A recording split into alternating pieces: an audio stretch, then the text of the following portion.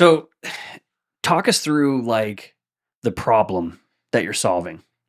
Because in my mind, when I hear testosterone, when I hear, you know, growth hormones and peptides and all this stuff, I mean, obviously you're in the nutrition health market.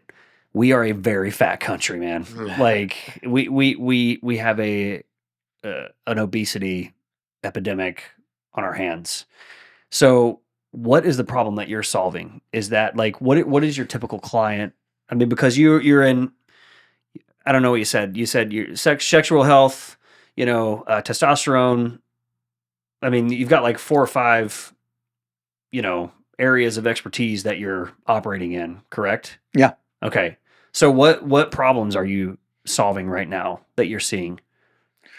Well, from a testosterone standpoint, as you age, your testosterone levels, they start decreasing. Right. And I mean, this country also has everybody's but mine.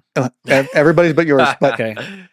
But there's a lot of people like in their early 30s with low testosterone levels or declining testosterone, because it is more like what we do is more testosterone optimization. Yeah. Because if you look at a blood test, the levels are between 200 and, depending on the lab, say 900 to make it easy. Yeah. Why is that though?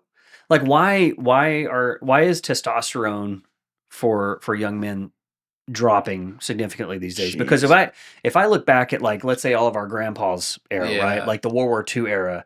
I mean, you have these badass guys that are going out, they're fighting, they're working the fields, like it's hardcore.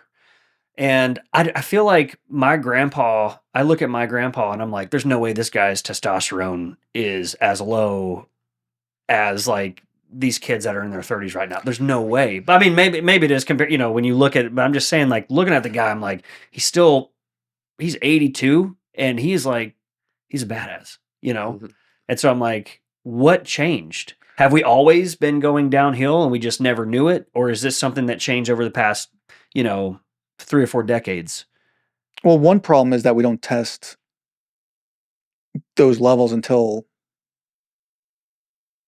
like the patient requests it from their doctor. You're not testing you wouldn't be like, hey, what's my testosterone level when you're 22? Right. Like, should we be fine. testing that our whole life, sure. you think? Absolutely. I mean, there's no harm in it, no, right? No, if you're getting a blood test, it should be in there. Mm-hmm. So at least so we can do more research. And I'm going to say this is a conspiracy theory thing because I like conspiracies, but like, do you think that's there's a reason behind that? I mean, there could be a million reasons for lower testosterone. No, it could be, I don't know like our enough government about wants it. us to be low T.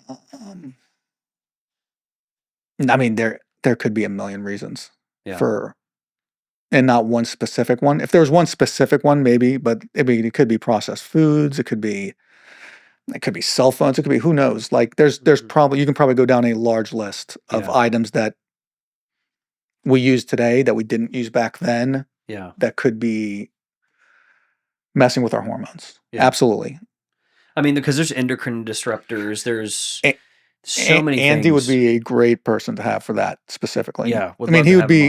He should come on with me next time. Yeah. Because it would be a back and forth because he's more of a, this is how it is today and that's it. Like he wouldn't be like, what, you can't change. Like cell phones aren't going away. Yeah. These processed foods aren't going away because they're cheaper or whatever. What do you call the phosphorus? I can't say it. The lighting. Yeah. I can't tongue twist it. Andy would be much better to answer that question. Yeah. That could be literally an hour conversation. Yeah. Back and forth. And that's the stuff I'm interested in too. Because my wife is all about that stuff, man. She's like, if we go to Costco, like she makes me hold the receipt because she's like, I'm not touching these endocrine disruptors. But people are starting to think more about their health these days than they've ever thought about in years past. Even though we're still an obese nation, people are starting to think more and more about health and at least the coasts are. At least the coasts. Yeah. I will say, but I would put a note to get Andy on that one note. Like, start making a list because we'll have a side episode. I would love that. That would be great because I'm sure that there's a lot of people that are going to be listening to this.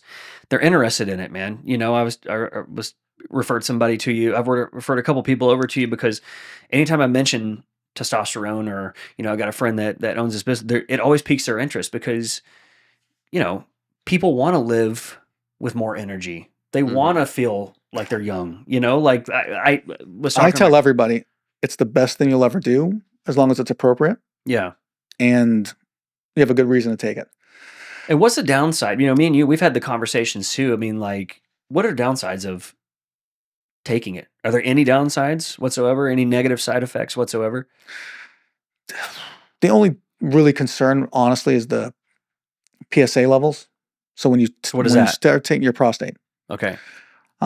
because if you have something going on there, it'll spike that PSA. But it also there's two. When I talk to urologists, some of the ones on our staff, some of them think it's great that they get on it. We retest them 4 weeks later, and sometimes it'll shoot up to a 9. Very rare. Yeah. That means there's something going on there, and we catch it early, and then we send them, and they'll get it taken care of. I've had people come back to us after they had it's also an ablation therapy Yeah. for the Oh, yeah. prostate Yeah. when they have prostate cancer. Yeah. Very rare. So you're Like- pre-screening people too. Like, sometimes you can catch, I mean, yeah, precancerous type. when if a guy comes in there and a PSA is a 9, we're like, you're like, we're not go see a doctor. we're not starting this right now. You got to go see a Yeah. urologist and let's Right. get some follow-ups and see if it's a cancer issue or. Yeah.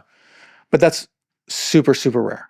Super rare that they start and their prostate Yeah. triples, and because that's what'll happen. It'll be like a 1.7, and they'll retest 6 weeks later, and it's a 6.9. We're like, ooh, Something's wrong.